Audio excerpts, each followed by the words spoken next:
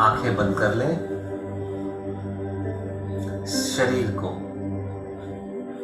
यथासंभव सहज रहने दें। रीढ़ की हड्डी यथासंभव सीधी, श्वास सहज और गहरी।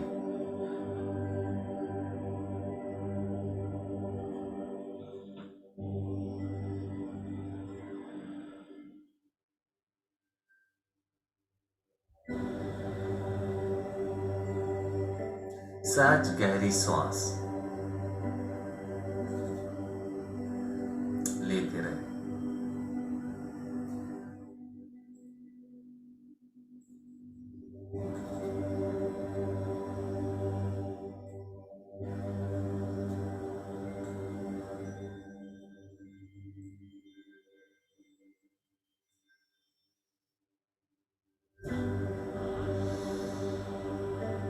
जिस श्वास भीतर लें तो लेते ही जाएं, लेते ही जाएं, छोड़ने की कोई जल्दी नहीं। और श्वास जब छोड़ें तो छोड़ते ही जाएं, छोड़ते ही जाएं, लेने की कोई जल्दी नहीं। सहज गहरी श्वास लेते रहें और छोड़ते रहें।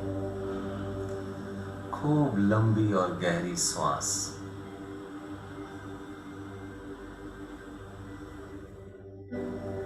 प्रत्येक श्वास हमें जीवन प्रदान करती है। प्रत्येक श्वास ऑक्सीजन देती है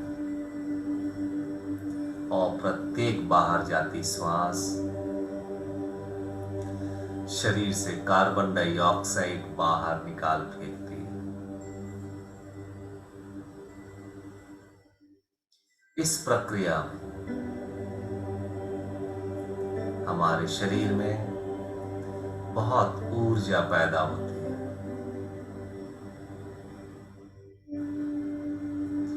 प्रत्येक कोशिका ऊर्जा पैदा कर रही है और यह हमारे होने का ढंग है। जो भी हम भोजन करते हैं वह मुख से पेट में जाती है, लीवर से होते हुए खून में जाती है और खून पूरे शरीर में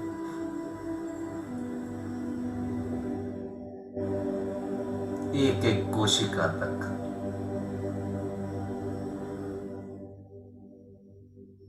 पहुंचती है और श्वासों की ऑक्सीजन इन्हीं खून के जरिए उन कोशिकाओं तक पहुंचती है और कोशिका में एक प्रक्रिया जुड़ती है और उसके तहत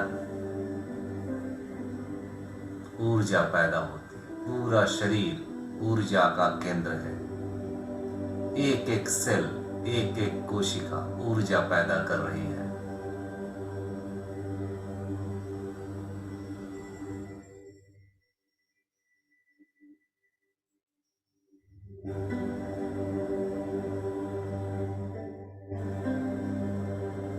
प्रत्येक सेल को ऊर्जा के केंद्र की तरह देखें।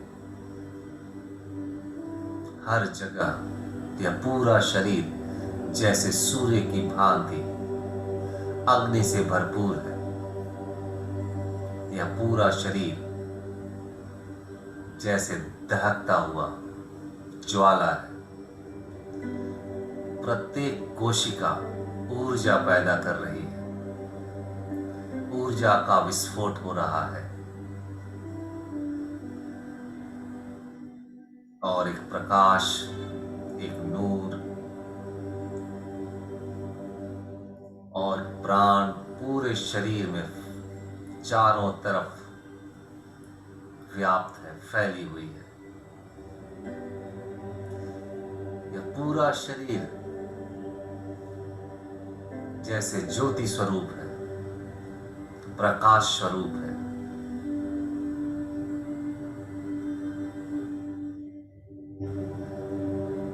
यह पूरा शरीर ऊष्मा से भरपूर है। गहरी श्वास लेते रहें।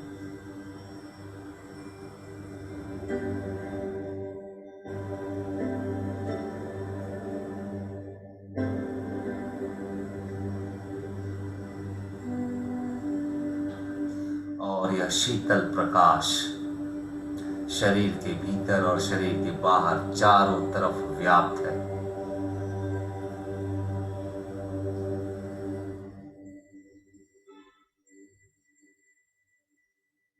इस प्रकाश के प्रति जागरूक हो। बहुत बारीकी से अगर हम देखें तो यह पूरा शरीर प्रकाश ही है, नूर स्वरूप है, प्रकाश स्वरूप है, ऊर्जा स्वरूप है।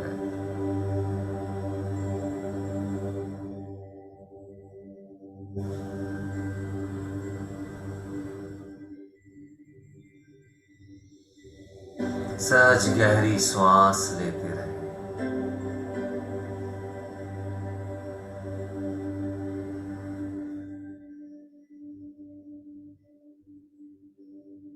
बंद आंखों के भीतर जो आकाश जैसी प्रतीति हो रही है, वहां सद्गुरु का चेहरा स्मरण करें।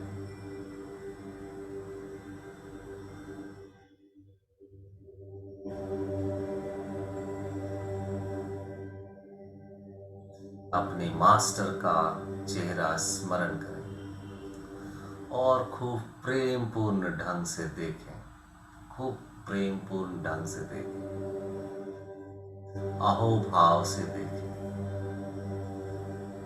धन्यवाद भाव से देखें कि उनका आगमन आपके जीवन में हुआ है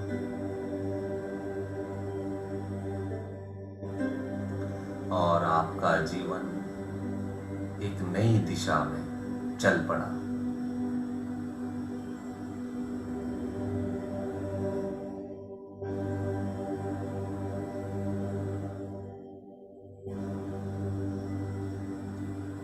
यह आनंद और अहोभाव से भरा हुआ जीवन आपके सद्गुरु का आशीर्वाद है। उन्हें धन्यवाद दें, उनके प्रति अनुग्रहित हो। परमात्मा अगर साकार रूप में आता है तो वह मास्टर के रूप में आता है, सद्गुरु के रूप में आता है। और मास्टर और सद्गुरु निराकार रूप में परमात्मा ही है।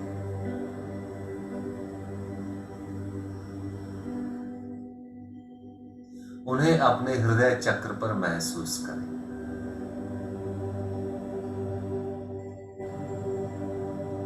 और उनके प्रति एक ग्रेटिट्यूड की भावना को महसूस करें।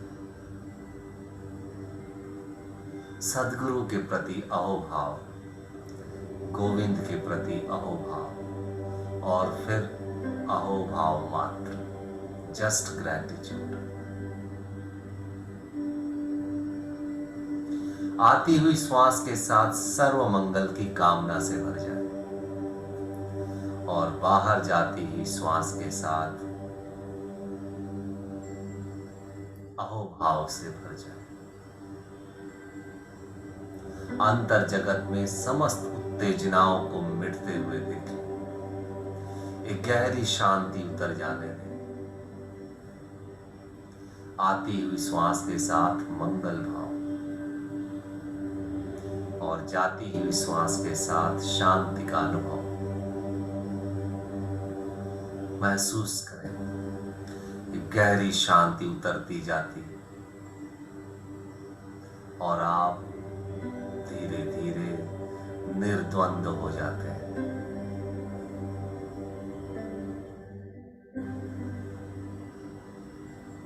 भीतर एक निर्विचार के तल पर पहुंच जाते हैं। एक आकाश जैसी स्थिति, एक अंतरिक्ष जैसी स्थिति, जहां न सुख है न दुख है, न जीत है न हार है, न स्तुति है न निंदा, न मान है न अपमान है।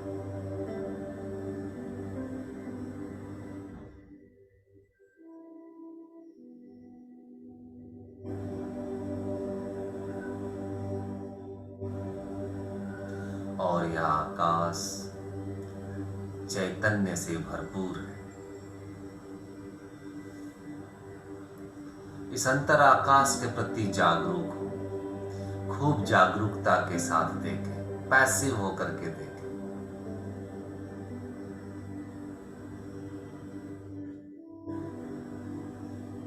यहाँ अंधेरा भी है और प्रकाश भी है। यह दिव्य आलोक है।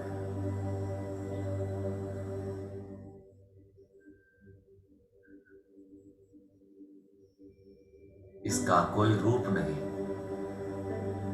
यह अरूप है। इसका कोई आकार नहीं, यह निराकार है।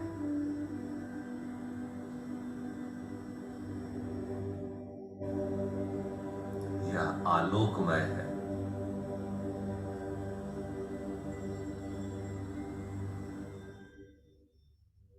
इन्हें कौन जान रहा है?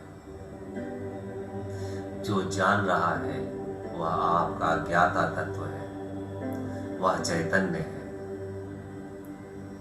वही आप है।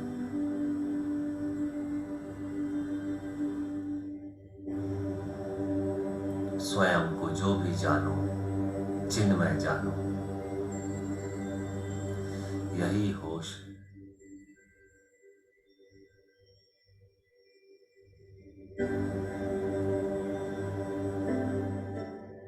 यह बंद आंखों से दिख रहा है, खुले आंखों से भी यही दिखता है, लेकिन हमारी दृष्टि आकार से बंध जाती है और यह निराकार विस्मृत हो जाता है। यह भीतर का आकाश अचल है, अलख है, निरंजन है, पारदर्शी है, रंगहीन है, अगति है। इसमें कोई गति नहीं। यह अगर ओपेक होता तो पहचानना आसान था, पर यह पारदर्शी है, यह रंगहीन है, यह सामने है, पर पहचान में नहीं आता।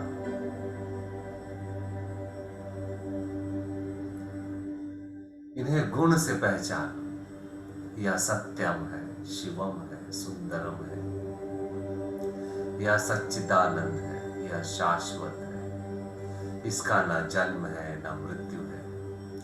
यह स्वयंभू है, शाश्वत है, चैतन्य है, सर्वज्ञ है, घट घट की बातें जानता है। यह संवेदनशील है।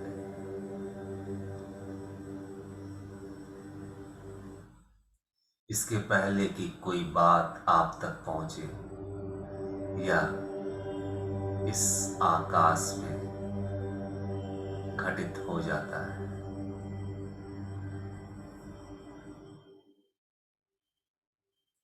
यह बहुत ही संवेदनशील है, चैतन्य से भरपूर है। यही आनंद है। यह सदा तृप्त है, सदा प्रफुल्लित है। यही सत्यम है, शिवम है, सुंदरम है। यही मंगल है, यही सौंदर्य है। सौभाग्य से वह हमारे भीतर मौजूद है। सौभाग्य से वह हमारे चारों तरफ मौजूद है।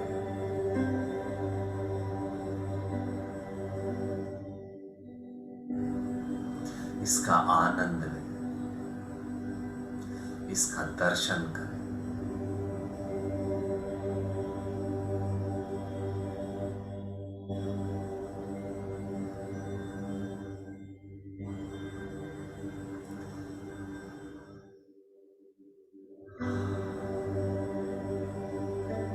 इसका दर्शन ऐसा नहीं जैसे आप किसी को देख रहे हैं। इसे जानना ऐसा नहीं जैसा संसार में आप कुछ जान रहे हैं। जितना इसे हम जानते हैं उतना ही यह अनजाना हो जाता है। जितना हम देखते हैं उतना ही यह अदेखा हो जाता है। जितना हमारा इसके साथ मिलन होता है उतना ही विरह होता है। जितना आप इसे जानते हैं उतना ही आप अनजाने हो जाते हैं।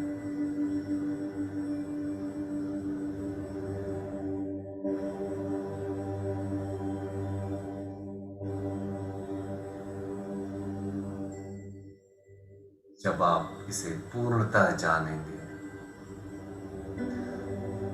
उस दिन यह दूसरे की तरह सदा के लिए लुप्त हो जाएगा। वजह ये है कि उसमें और आप में फिर जरा भी भेद नहीं रहेगा। वह आप ही हो जाएंगे, स्वयं को ही देखेंगे, स्वयं को ही जानेंगे।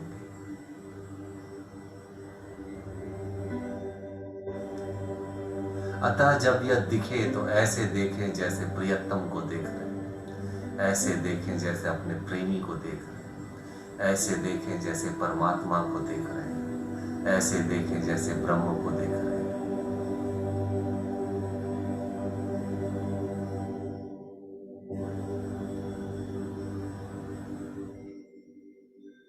यह जो भी अनुभव में आ रहा है उसका ही अनुभव हो रहा है।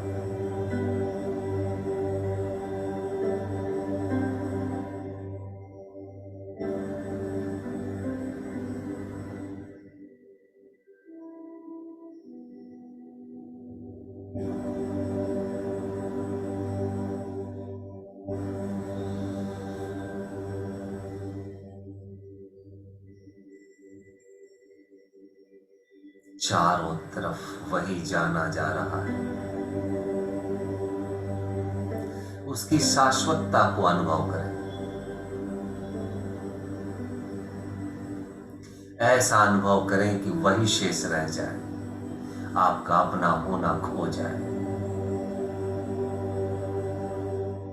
वही बच रहे, आप ना बचे। तभी परम विश्राम घटित हो जाए।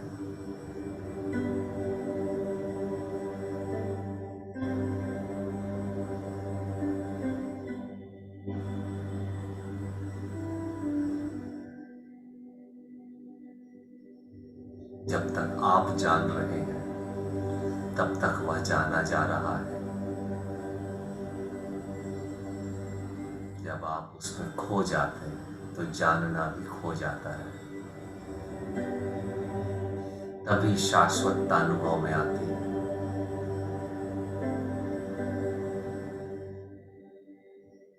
इसीलिए कबीर साहब कहते हैं, कहना था सो कह दिया, अब कछु कहा न जाए। एक गया दूजा रहा, दरिया लहर समाए।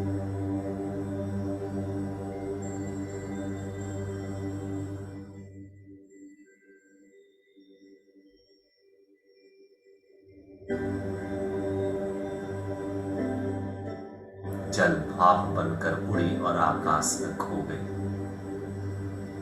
बूंद सागर में गिरी और खो गई।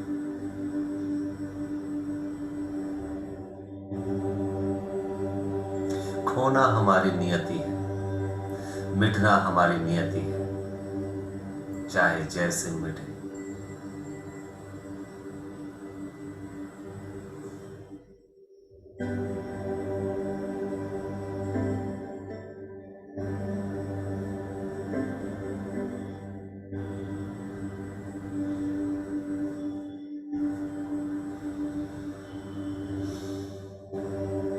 परमात्मा परम प्रेम, परम शिखर,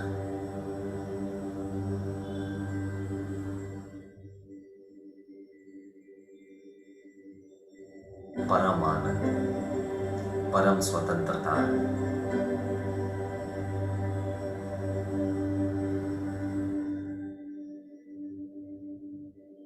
यही महारास है।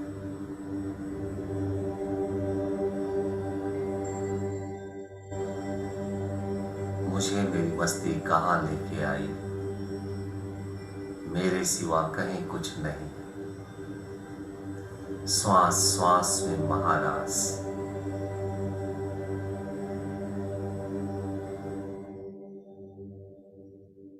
अनंत में खो जाए।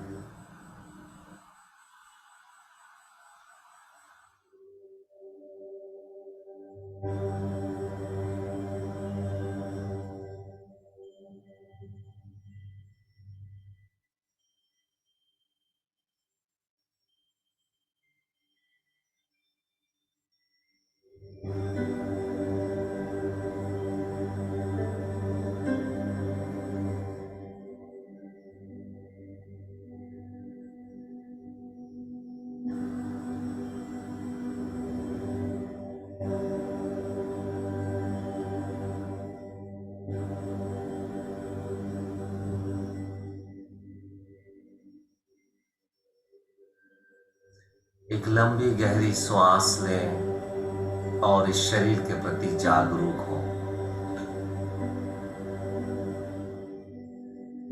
एक और लंबी गहरी श्वास लें,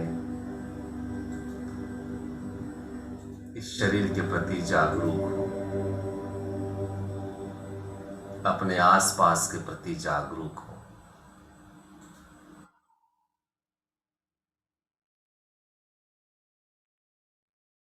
खूब आनंद और अहोभाव के साथ धीरे धीरे अपनी आंखें खोलें और भीतर की शांति और आनंद को बनाए रखते हुए अपने जीवन को जिए। आज का ध्यान यहीं पूरा हुआ।